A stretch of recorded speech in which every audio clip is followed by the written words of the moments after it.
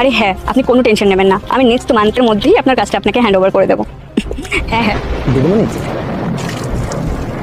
আচ্ছা আমি call back করছি। হ্যাঁ, আমাদের এই সপ্তাহের টাকাটা। কাজটা কমপ্লিট হয়েছে? হ্যাঁ হ্যাঁ।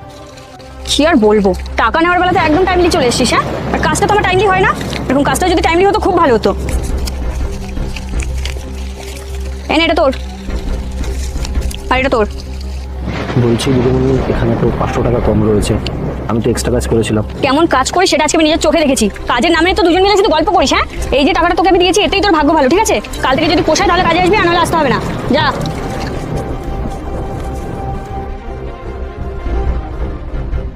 বর্ষা, আমাকে 2 লাখ টাকা দাও তো। 2 লাখ টাকা? কিন্তু আগের উইকেই তো তোমাকে আমি 2 লাখ টাকা দিলাম, সেটা কি হলো? আগের উইকে দিয়েছো? আমার এক এক দিনে 2 লাখ টাকা 3 লাখ টাকা করে খরচা হয়, তার মধ্যে আজকে ভ্যালেন্টাইন্স ডে, আমার বন্ধুরা আমার জন্য ওয়েট করছে। রাহুল, টাকা পয়সা একটু হিসাব করে খরচ করো। তুমি তো জানোই তোমার সাথে সাথে আমার ফ্যামিলিকেও দেখতে হয়। এরকম হিসাব না করে চললে কিভাবে হবে বলো তো? আর কতটা কষ্ট করে আমি টাকাগুলো ইনকাম করি। দেখো, আমি ভালোই ভালোই বলছি, তুমি টাকাটা দেবে হ্যাঁ কি না? আমার কাছে এই মুহূর্তে কোনো টাকা পয়সা নেই।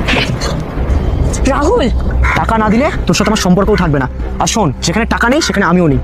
রাহুল, দেখেছো, তুমি বলছিলে না ওরা কত সুখে আছে, কত টাকা পয়সা, এই সব কিছুই দেখানো। ওদের মধ্যে প্রকৃত ভালোবাসাটাই নেই। আর আমরা অনেক সুখে আছি।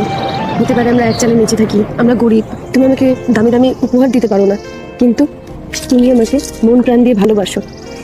এটা সব কিছুর থেকে বেশি দামি। অন্তত তুমি আমার গায়ে হাত তোলো না, আমাকে সম্মান করো। আমার আর কিচ্ছু চাই না, সব থেকে বড় সুখ এটাই।